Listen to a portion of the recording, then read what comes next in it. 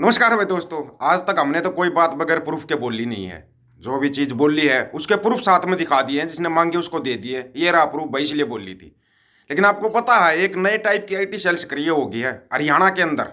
सिखों के खिलाफ आईटी सेल सक्रिय होना हंसी खेल नहीं है भाई, क्योंकि इनको लगने लगा कि भाई हरियाणा में तो सिक्खी का मतलब ज्यादा वो होने लगा, तो इनको कैसे रोका जाए। अब इनके पास कोई प्रूफ तो है नहीं कि जो ये रोक सके। जो हमने बताया था अभी, जाटों का मूल सिक्खी के अंदर है और सभी का है, सभी का मूल सिक्खी के अंदर है। अब अपना एससी बीसी भाईचारा भी कहने लगा कि हाँ सिक्खी हमारा मेन वो है, क्योंकि बाबा साहब को खुद को पछतावा आया था सिक्खी ना अपनाने का। बाबा साहब भीमराव अम्बेडकर को उन्होंने खुद बोला था कि मेरे को बहुत समय पहले सिक्खी के अंदर चला जाना चाहिए था। खुद बाबा साहब की बोली हुई बात है ना ये। अब इन लोगों को तकलीफ होने लगी भाई, पूरा हरियाणा ये तो सिक्खी में जाएगा, तो इनकी आईटी सेल ऐसी करिए होगी। और झूठ झूठ इतने हाई लेवल का बोल रहे हैं कि मतलब लोगों को समझ में ना आए। झूठ किसके नाम पे बोल रहे पता है? सबको पता है हरियाणा, पूरा हरियाणा मानता है दादा छोटू राम को। पूरा हरियाणा का पूरा दुनिया मानती है दादा छोटू राम को। दादा छोटू राम के नाम पे झूठ बोल रहे हैं ये। आपको ना एक छोटा सा मतलब सुनाएंगे, थोड़ा ध्यान से सुनना। इनकी झूठ आपकी पकड़ में आ जाएगी और इसका जवाब दिया जाएगा। और आपको एक हाई लेवल का झूठ, जो इनका पापा जी है ना, उसने तो हाई लेवल का झूठ बोल दिया है। सुनना थोड़ा।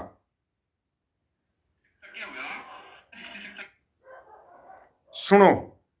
जितने एक पंजाबी इंपीरियलिज्म का दौर शुरू हुआ हमारे ऊपर, हमारी आइडेंटिटी के ऊपर, हमारी शनाख्त के ऊपर कि हम कौन है, तो 100 साल की गुलामी अंग्रेजा की ना थी, पंजाबियों की भी थी हमारे ऊपर। सरदारा की थी, कुछ भी कह लो, किसी कम्युनिटी का नाम नहीं लेना चाहिए, लेकिन पंजाबी डोमिनेशन हमारे था। छोटू राम जो थे वो बाद में अपनी पॉलिटिक्स किस एस्टेब्लिश करी पता है कुछ? इसे शहर के थे,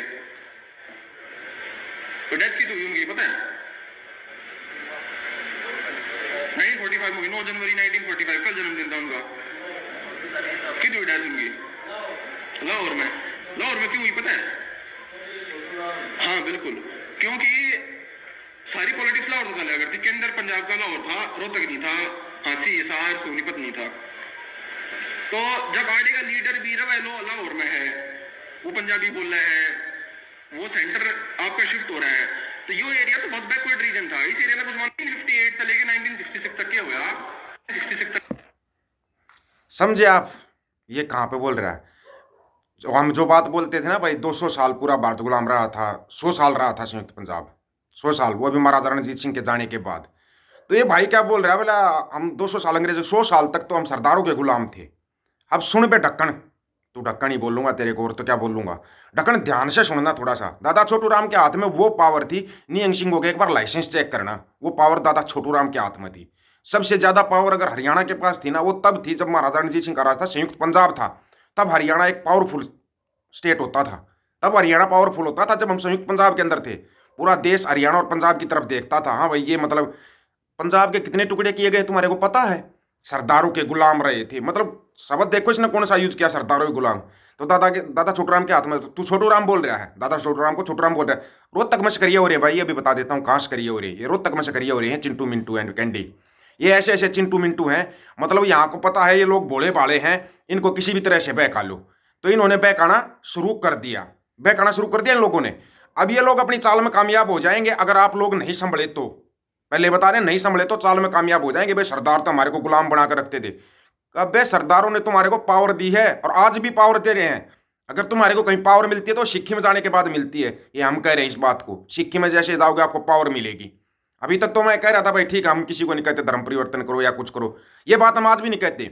लेकिन अगर आपको अपनी ताकत पहचाननी है, चाहे वो एस बी सी है, चाहे किसी भी जाति से है, चाहे वो जाट है, कोई भी राजपूत है, अगर आपको अपनी असली ताकत अपने हाथ के अंदर चाहिए तो आप सिक्खी में जाइए। सिक्खी में जाइए अगर आपको पावरफुल बनना है तो। नहीं तो नेताओं के मुंह की तरफ देखते रहोगे। आज खिलाड़ियों वाला केस देख लो, केस देख लो खिलाड़ियों वाला। इनको बैल आने के लिए वो कुछ दिनों के लिए कैंसिल किया है बस। अगर यही खिलाड़ी अगर घोषणा कर देते कि हम सिक्खी में जा रहे हैं, तो ना टांगे कांपती, टांगे सेंटर की टांगे कांपती हैं। तुम्हारे को पता है सिखों ने किस लेवल तक पावर हासिल की हुई है? वर्ल्ड लेवल के ऊपर फूक निकाल देते हैं वो आदमी की, वर्ल्ड लेवल के ऊपर, और निकाली हुई है, घुटने टिकवा रखे हैं। अब तुम्हारा जैसे यथा राजा तथा प्रजा, ये तो आपने सुना होगा। ये राजा ही ऐसा है। अब पूरे देश को या तो ऐसा आनंद होना चाहिए प्रधानमंत्री साहब का, पूरा देश प्रधानमंत्री साहब का दिया हुआ नमक खाता है, खाना खाता है। भाई 80 करोड़ जनता को अनाज दे रहे हैं फ्री में, अपने घर से तो दे रहे हैं, अपने घर से दे रहे हैं। नहीं पता आपको तो सुन लीजिए, खुद प्रधानमंत्री साहब बोल रहे हैं। उन्होंने कहा चुनाव है।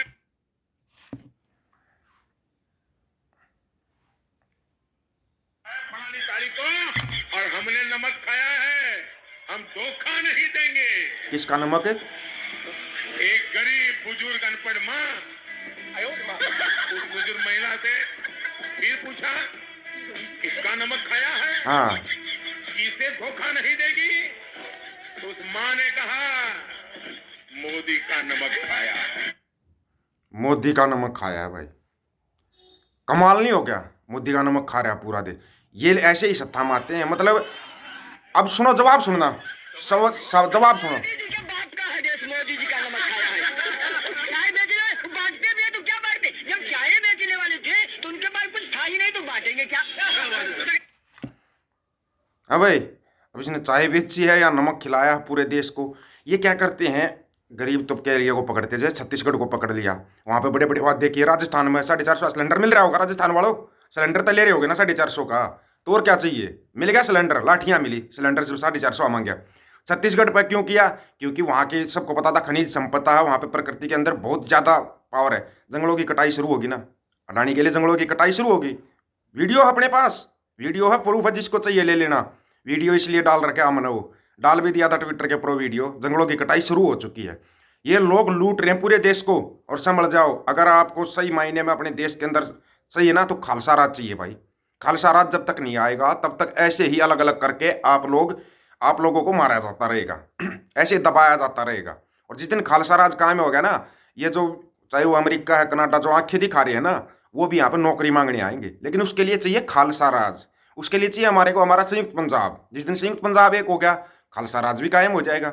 और मेरे को तो लग रहा है खालसा राज भाई, पहले आपको बताया था, विदेशों से शुरू होगा। जैसे कनाडा के अंदर अगर राष्ट्रगान पंजाबी में चलने लगा, राष्ट्रगान कनाडा का, कनाडा देश का राष्ट्रगान पंजाबी में गाया गया, जिसको कि 27 मिलियन लोगों ने देखा था एक ही दिन में। 27 मिलियन, है ना कमाल? ये है खालसा की खासियत, ये है सिक्खी की विशेषता, जो कि आपको ना समझ में तो आएगी, लेकिन आप लेट होते जाओगे, बहुत लेट हो जाओगे। और ये जो लोग लगे हुए हैं ना, रोहतक में लगे हुए हैं, जगह जगह मीटिंग कर रहे हैं, तुम्हारी मीटिंग का जवाब हम वीडियो के जरिए देते रहेंगे। ये वीडियो मतलब मीटिंगें कर करके लोगों को जो बहका रहे हैं, सरदारों ने तुम्हारे ऊपर राज किया था, सरदार तुम्हारे को दबा के रखते थे। जाटों को एक तरफ तो तुम रोते हो कि जाटों को सबसे ज़्यादा पावर सिक्की में मिली हुई है, एक तरफ तो तुम रोते हो कि SC BC को बहुत ज़्यादा पावर सिक्की ने दे रखी है। तुम रोते हर जगह हो, तो सिक्की ने पावर किसको नहीं दे रखी है बताओ? आप देख लो, जाके देख लो, कहाँ पावर नहीं है। सिक्किम जाते, पहली बात तो झगड़ा किस चीज़ का होता है? कुर्सी का होता है। किसी भी जाति का, किसी भी धर्म का आदमी है, अगर सिक्किम में जैसे जाता है, वो इसके साथ एक शब्द लग जाता है, खालसा जी, सरदार जी। और सरदार बनने के लिए तो आपका ये रो रहा है, आपका नेता होते हैं सरदार बनने के लिए। तो सरदारी क्या होती है भाई? पावरफुल हो जाना इंसान का, और सरदार शब्द लगते ही पावरफुल हो जाते हो आप। इस बार आप अपनी राय जरूर दे सकते हो। जो ये रोहतक में चला हुआ है ड्रामा इनका, ये ड्रामे को जल्दी ही रोक लेंगे, क्योंकि आप जितना ज़्यादा वीडियो को शेयर करोगे उतना ही इनका ड्रामा रुकता जाएगा। एक चैनल है, और चैनल बना देंगे, जैसे अपना टीम दीपक फौजी के नाम से बनाया हुआ, और भी चैनल शुरू कर देंगे।